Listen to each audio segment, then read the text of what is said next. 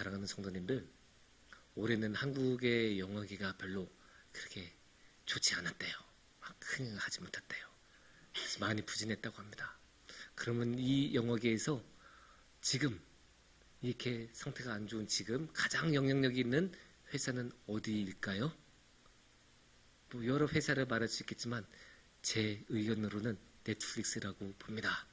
넷플릭스 보신 분들도 있고 안 보신 분들도 있을 거예요. 넷플릭스는 간단하죠. 이제 일정한 금액을 내면 한 달 동안 무제한대로 이제 보고 싶은 만큼 골라서 영화도 보고 예능도 보고 드라마도 보고 그렇게 할 수 있는 그런 사이트예요.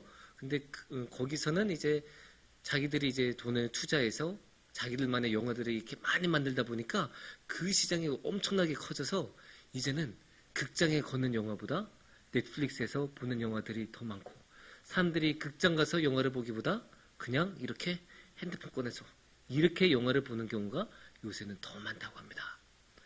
그러면 이렇게 사람들이 영화를 핸드폰으로 넷플릭스로 그렇게 많이 본다면 이 넷플릭스에서 사람들이 가장 많이 보는 것은 무엇일까요? 하나의 퀴즈예요. 무엇을 많이 보실까요? K-POP 데몬 헌터즈일 수도 있어요. 그게 뭐 역대 1등이라고 하니까요. 또 오징어 게임일 수도 있어요. 오징어 게임도 굉장히 많은 사람들이 봤었고, 이 K-POP 데몬 헌터즈 이전에는 오징어 게임 1등이었죠. 그런데 진짜 1등은 따로 있어요. 사람들이 넷플릭스에서 가장 많이 보는 것, 그건 바로 메인 화면이에요. 딱 넷플릭스를 접속하면 처음 두둥 하고 나오는 그 화면을 가장 많이 봅니다. 근데 이게 그냥 횟수로 많이, 당연히 이제 처음 접속하면 그거부터 나오니까 그게 많이 본다, 그 정도 수준이 아니에요. 사람들이 그냥 이렇게 딱 보고 다음으로 넘어간 거 아니에요. 왜냐? 통계가 있는데, 통계적으로 넷플릭스 이용자들은 넷플릭스에 접속하면 넷플릭스의 메인 화면을 15분 정도 본대요. 이상하죠? 사람들이 그냥 이렇게 보는 걸까요? 아니에요. 그런 게 아니고, 넷플릭스의 메인 화면에는 영화를 고를 수 있어요. 그렇게 쉽게 말해서 메뉴판이 쫙 있어서 거기서 이제 딱딱딱 고르면 돼요. 그래서 자기가 보고 싶은 거 딱 고르면 되는데, 문제는 뭐냐? 사람들이 뭘 볼지 생각을 안 하는 거예요. 내가 오늘은 쉽게 말해서 요즘 피지컬 100 아시아가 인기라고? 그러면 그거 봐야죠. 시작하자마자 딱 틀면 그거 보면 되잖아요. 그런데 사람들이 그렇게 안 하고 정하지를 않고 일단 넷플릭스부터 접속하는 거예요. 그 다음부터 계속 이제 돌린 거예요. 뭐 재밌는 거 없나, 재밌는 거 없나, 재밌는 거 없나. 그렇게 하다 보면 한 15분 정도는 그냥 이제 메인 화면만 묵상하는 거예요. 이제 쭉 보면서 뭐가 재밌을까. 그렇게 결국 여기서 볼 수 있는 게 뭐냐면, 명확한 구체적인 목표가 없으면 어떻게 되는가를 알 수 있어요. 구체적으로 나는 이 영화를 봐야지, 오늘은 오징어 게임을 봐야지, 오늘은 K-POP 데몬 헌터즈를 봐야지, 이러면 접속하자마자 오징어 게임 딱 누르고 그거 보기 시작하면 되잖아요. 하지만 그런 명확한 목표가 없으니까 그냥 세워라 내워라, 그냥 시간을 허비하는 거예요. 그냥 어느 영화 볼까 찾다가 허비만 해요. 이거를 보면 이 목적이란 게 얼마나 소중한지 알 수 있어요. 아니, 우리 여가 시간에서 1초 1초가 얼마나 아까워요. 여가 시간, 쉬는 시간에 1초가 얼마나 아까운데 1초도 아니고 10초도 아니고 15분간이나 아무것도 안 하고 허비한다면 그것만큼이나 아깝고 아쉬운 게 어디 있겠습니까? 그런데 이게 넷플릭스에서만 그렇겠습니까? 아니죠. 우리의 일상에서도, 우리의 신앙적인 삶에서도 목적을 갖는다는 것은 너무나 중요해요. 그래서 오늘 이 시간에는 오늘의 말씀을 통해서 목적에 대해서 주님께서 어떻게 말씀하신지 함께 나눠보는 시간을 가져보도록 하겠습니다. 성경에서는 우리 삶의 목적에 대해서 참 많은 이야기를 하셨어요. 그래서 보면 정말로 우리의 삶의 목적에 대해서 많은 것을 배울 수가 있어요. 특히 이제 우리 담임 목사님께서 오전에 말씀하셨던 것처럼 천국 같은 경우도 아주 중요한 목적이죠. 또 주님을 사랑하는 것도 우리 삶의 아주 중요한 목적이 되고, 신앙에는 여러 가지 중요한 목적들이 있어요. 그 중에서 하나를 오늘의 말씀 로마서 12장 1절을 통해서 볼 수 있습니다. 1절에서는 이렇게 말씀하십니다. 그러므로 형제들아, 내가 하느님의 모든 자비하심으로 너희를 권하노니 너희 몸을 하나님이 기뻐하시는 거룩한 산 제물로 드리라. 이는 너희가 드릴 영적 예비니라. 아멘. 여기서 우리가 밑줄을 그어야 되는 부분은 하나님이 기뻐하시는 이에요. 하나님이 기뻐하시는.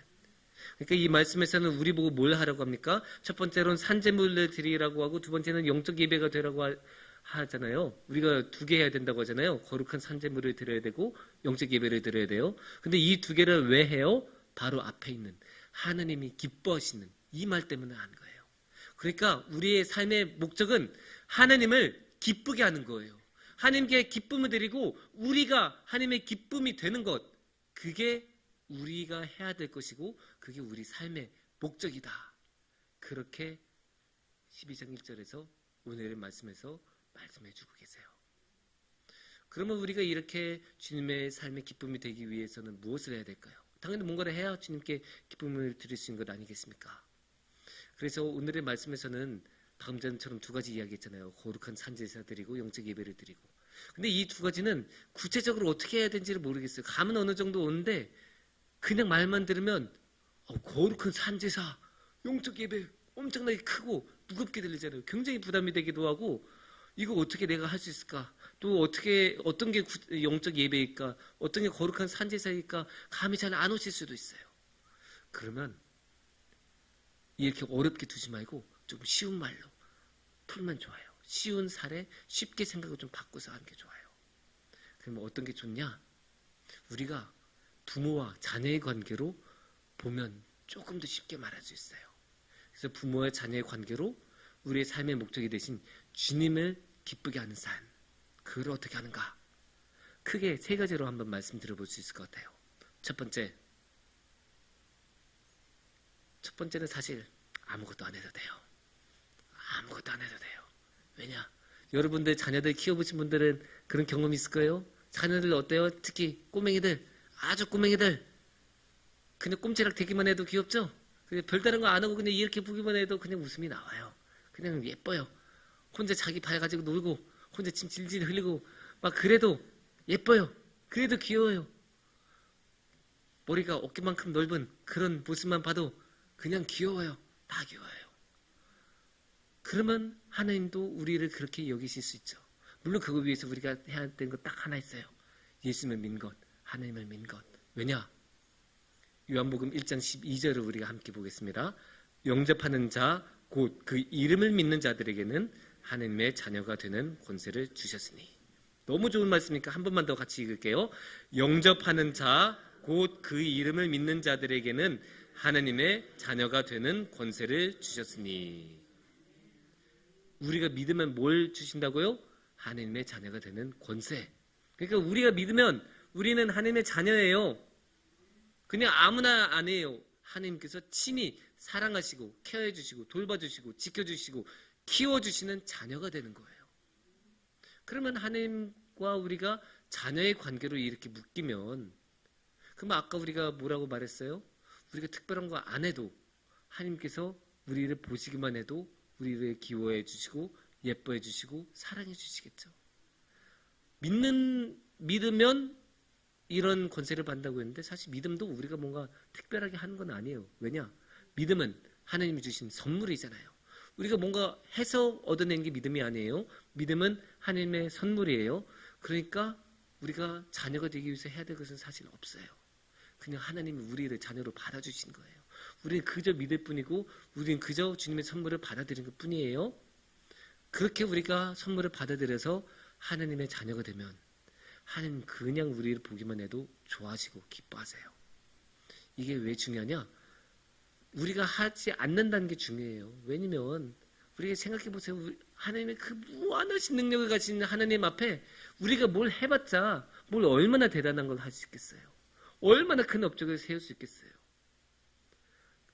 그렇기 때문에 처음부터 아무것도 안 해도 그냥 존재 자체로 그냥 하나님과의 관계 때문에 하나님의 사랑을 받고 하나님의 예쁨을 받는 게 우리가 자녀된 우리입니다. 이렇게 되면 이제 우리가 두 번째 단계를 말씀을 드릴 수 있을 것 같아요. 우리는 자녀가 되기 때문에 하나님의 사랑받아요. 여기서 우리가 두 번째 단계로 넘어갑니다. 우리가 자녀들을 보면 예쁘긴 예쁜데 애가 한 4년 정도 되면, 태어난 지 4년 정도 되면 뭐가 생깁니까? 자라는 게 점점 강해집니다. 그래서 어느 날부터 고개를 젓기 시작하고 예라는 말이 안 나오기 시작해요. 일단 아니라는 말로 시작하는 경우 많이 봤어요. 특히 제가 어릴 때가 아니고 제가 예전 교회에서 유치부에서 이럴 때 보면 제가 무슨 말만 하면 아니라는 말로 시작하는 그런 어린 친구들이 너무너무 많았어요. 저야 이제 뭐 일주일에 1시간 보는 교육전도 시작했으니까 그러려니 하고 넘어갔지만 그 부모들은 얼마나 속이 타고 얼마나 확 올라왔었겠어요. 야, 이것 좀 해라. 아니, 안 할 건데. 야, 이제 이빨 닦아야지. 싫어, 안 할 거야. 그러면 어때요? 어떤 자녀가 예쁨을 받겠어요? 반대로 하는 친구들, 말을 잘 듣는 자녀가 당연히 사랑을 받겠죠. 너무나 당연한 거예요. 맨날 악다구리 쓰면서 안 하겠다고 떼쓰고 막 그런 아이들 사이에서 어떤 애는 한마디 하기 전에도 알아서 다 하고 한마디 하면 10개를 하고 그러면 얼마나 예뻐요. 야, 이제 자야지. 예, 알겠습니다. 자러 들어가겠습니다. 얼마나 예뻐요. 너무 예뻐요. 그런데 그게 제가 웃기게 말했지만 하나님도 비슷해요. 성경에 그런 사례 많아요. 하나님도 말을 잘 듣는 그런 신앙인들 예뻐하신 모습들을 볼 수 있어요. 대표적인 사람 누군지 아십니까? 다윗입니다. 다윗 어떤 사람이었어요? 양치기였죠? 시골에서 양이나 치던 소년이 어떻게 왕이 되겠습니까? 불가능하죠. 아니, 다윗이 왕족이었던 것도 아니고, 그러니까 신분이 뭐 특별했던 것도 아니고, 그렇다고 돈이 많았던 재력가도 아니고, 그렇다고 무슨 권력이 강했던 귀족 신분도 아니에요. 가진 게 없어요. 그렇다고 입지전적으로 막 싸움 엄청 잘해서 국가를 세울 만한 무력을 가졌던 사람도 아니에요. 근데 어떻게 왕이 됩니까? 사도행전 13장 22절을 보면 이렇게 말씀하십니다. 중간에 보면 하나님께서, 여기서 내가는 하나님이에요. 내가 이새의 아들 다윗을 만나니 내 마음에 맞는 사람이라 내 뜻을 다 이루리라 하시더니, 여기 우리가 밑줄을 그을 만한 말이 내 마음에 맞는 사람이에요. 내 마음에 맞는 사람. 다윗은 하나님의 마음에 맞는 사람이었어요. 그래서 뭘 했다고요? 내 뜻을 다 이루리라. 하나님의 뜻을 다 이룰 정도로 하나님의 말을 잘 듣고 하나님이 하란 대로 다 했던 사람이에요. 정말 다 했던 사람이에요. 그러니까 하나님이 얘는 준비된 애구나. 얘는 내가 왕으로 세워도 되겠구나. 그래서 하나님이 왕으로 세우신 거 아니에요. 그래서 하나님께서 다윗을 왕으로 세우시고 모든 왕들의 기준으로 삼으셨어요. 그만큼 하나님의 말을 듣는 것은 중요해요. 그래서 우리가 일상적인 말로 하면 하나님의 말을 잘 듣는다가 되겠지만, 그래서 부모와 자녀의 관계로서 대입하면 그렇게 말을 하겠지만, 이거를 조금 더 멋있는 신학적인 용어로 바꾸면 순종이라고 하는 거예요. 순종이 얼마나 중요해요. 하나님께서 말씀하신 것 그대로 하는 것. 비록 내 마음에 들지 않아도, 나에게 손해가 되어도, 내가 지금 당장 해야 되는 다른 것이 있어도 그래도 하나님의 말씀을 순종하고 하나님의 뜻에 따라서 그대로 행동하는 것. 그게 순종이거든요.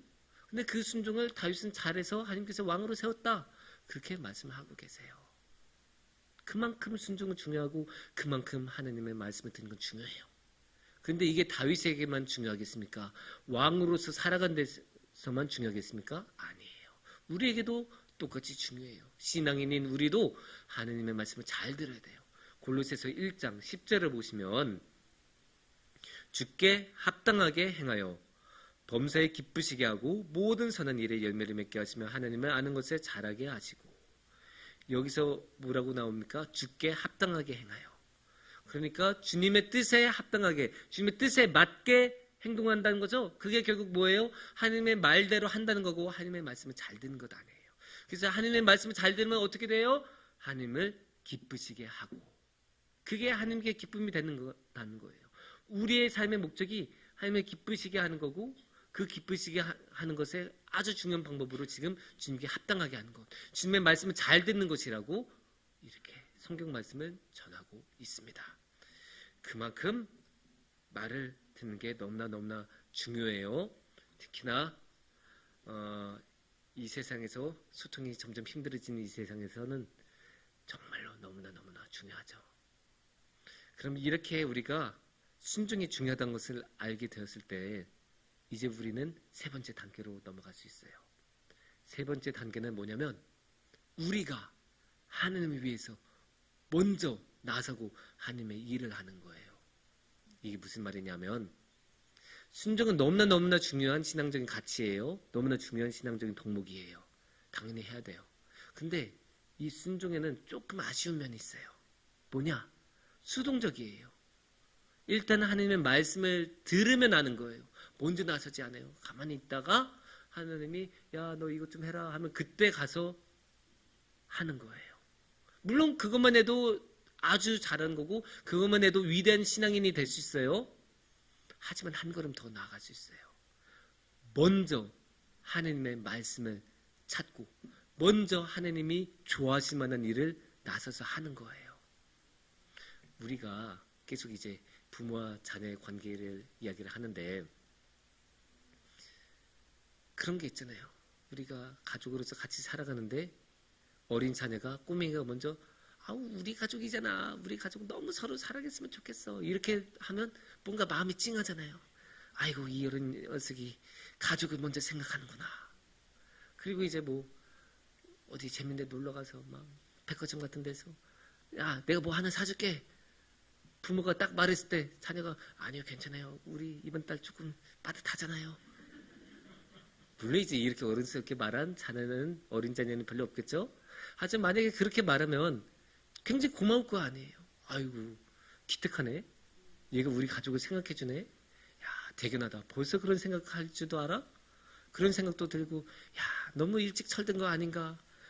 마음이 속상하고 미안하기도 하고 그렇게 미안하니까 더 그 자녀를 생각해 줄 것 아닙니까? 더 그 자녀에게 마음이 가고 더 그 자녀를 사랑하게 되고 그렇게 사랑이 갈 수밖에 없어요. 먼저 사랑하고 아니 우리 자녀들이 어때요?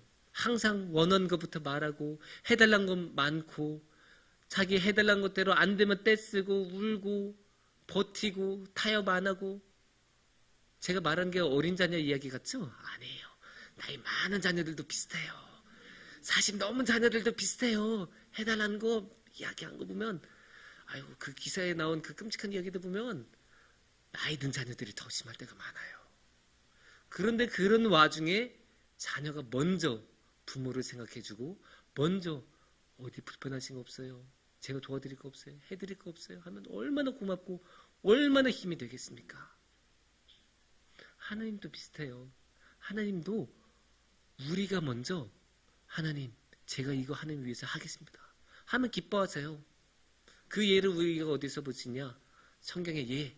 다시 한번 우리가 다윗의 예를 들 수 있어요.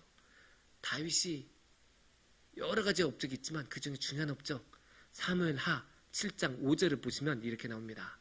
가서 내 종 다윗에게 말하기를 여호와께서 이와 같이 말씀하시되 네가 나를 위하여 내가 살 집을 건축하겠느냐. 이게 어떤 맥락이냐 하면 다윗이 뭘 만들고 싶었어요? 다윗이 성전을 만들고 싶었어요. 성전을 짓고 싶었어요. 하나님을 위해서 정말로 성전을 짓고 싶어 했어요. 그래서 하나님을 위해서 성전을 지으라고 하는데 하나님이 허락은 안 하셨죠. 근데 하나님이 그 모습을 보고 이렇게 말씀하신 거예요. 야, 네가 나를 위해서 집을 짓는다고? 야, 네가 이제 이런 생각도 할 줄 아네? 그런 말씀이신 거예요, 지금. 사실 다윗은 그냥 자기 할 일 해도 바쁘죠. 왕인데 국가를 운영해야 되는 사람인데 해야 될 일이 얼마나 많겠어요. 하는데 그런 모든 일이 제쳐두고 그리고 자원, 돈, 인적인 자원, 국방 이런 거에 몰아주고 경제 같은 데 몰아주고 그런 거 안 하고 먼저 어디에 몰아요? 딱 성전을 짓는 데 집중하라고 하잖아요. 그러니까 하나님이 야, 너가 나를 생각해 준다고? 이 세상 전체가 내 건데 전체가 내 거인 사람한테 네가 내 거를 만들어 주려고 한다고. 야, 내가 감동 좀 받았다. 이렇게 말씀하신 거예요. 이게 또 중요한 게 다윗이 이렇게 말한 거는 진심이었어요. 다윗이 진짜 허투루 성전 짓겠다고 한 거 아니에요. 다윗이 말만 성전 짓겠다고 했다면 하나님이 이렇게 감동하실 리가 없어요. 근데 어떻게 그게 허투루 말한 게 아닌 걸 알 수 있냐? 진짜 행동이 뒤따르잖아요. 성전 지으려고 돈도 모으고 사람도 모으고 건축자재도 모으고 땅도 사놓고 준비 다 했어요. 필요한 건 마지막 필요한 건 딱 하나. 하느님의 허락. 근데 이것마저도 대단한 거예요. 왜냐? 자기가 직접 먼저 나서서 그냥 막 짓는 거 아니고 끝까지 하느님께서 허락해 주시면, 하느님의 집이니까 하느님께서 허락해 주시면 짓겠다. 끝까지 하느님을 먼저 생각하는 마음이 여기 있는 거예요. 그러니까 이것을 하나님께서 예쁘게 보시고 기뻐하시는 거예요. 어떻게 기뻐하시냐? 그 기뻐하는 것을 어떻게 알 수 있냐? 사무엘하 7장 9절 말씀을 보시면 이렇게 나옵니다. 네가 모든 곳에서 내가 너와 함께 있어 내 모든 원수를 내 앞에서 멸하였은즉 땅에서 위대한 자들의 이름같이 내 이름을 위대하게 만들어 주리라. 듣기만 해도 엄청난 축복이잖아요. 막 깊게 분석 안 해도 하나님께서 쉽게 말해서 알아서 다 처리해주겠다. 너를 보호해주고 네 앞길 다 뻥뻥 뚫리게 만들어주겠다. 그렇게 약속하신 거 아니에요. 얼마나 든든하고 얼마나 큰 축복이에요. 근데 이걸로 끝나지 않아요. 어디까지 가냐? 사무엘하 7장 13절을 볼게요. 그는 내 이름을 위하여 집을 건축할 것이요 나는 그의 나라 왕위를 영원히 견고하게 하리라. 하나님께서 다윗에게 영원한 왕위, 그러니까 다윗의 자손들의 왕위가 영원히 계속 되게 하겠다고 말씀하신 거예요. 이거를 신학에서는 다윗 계약이라고 불러요. 하나님이 다윗하고 맺은 계약이니까. 그런데 엄밀히 말하면 이거는 계약의 형태를 충족하지 못해요. 왜냐? 계약은 쌍방이 모여서 서로 이렇게 저렇게 하겠다라고 말하는 거죠. 그래서 약속하는 거잖아요. 그런데 여기서 보면 하나님은 뭘 하겠다가 나오는데 다윗은 뭘 하겠다가 안 나와요. 그러니까 이거는 사실 계약이 아니에요. 하나님의 일방적인 선물이고 하나님의 일방적인 약속이에요. 그런데 하나님이 왜 이렇게 어마어마한 약속, 모든 것을 지켜주시고 모든 것을 마련해 주시고 영원한 왕위를 주겠다는 이 약속을 왜 하시냐? 하나님께서 그만큼 다윗의 그 헌신을 보고 기뻐하시고 다윗이 먼저 하나님을 생각하고 배려하는 모습에 감동을 받으셨으니까 이렇게까지 하시는 거죠. 이런 거를 보면 우리가 먼저 하나님을 위해서 하는 게 신앙적으로 얼마나 중요하고 그게 얼마나 주님께 기쁨이 되는지 우리가 알 수 있어요. 그래서 우리가 비록 우리가 지금 이 세상에서의 삶이 힘들더라도 그렇게 하는 것들이 힘들더라도 먼저 한 번 더 하나님을 생각하고 하나님을 위해서 이렇게 하면 하나님이 좋아하시지 않으실까 그렇게 생각하면서 노력하는 게 우리의 신앙인으로서는 해야 할 일들이에요. 그게 우리 삶의 목적이에요.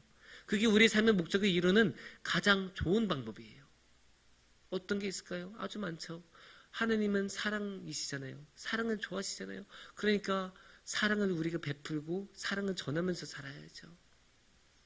우리의 가장 이웃한, 가장 가까운 이웃인 가족부터 시작해서 사랑을 전하면서 사는 방법이 있을 거고 또 어려운 이웃들에게 우리가 힘껏 봉사하고 도와주고 섬기면서 사는 것도 아주 중요한 사랑을 나누는 그런 방법들일 거예요.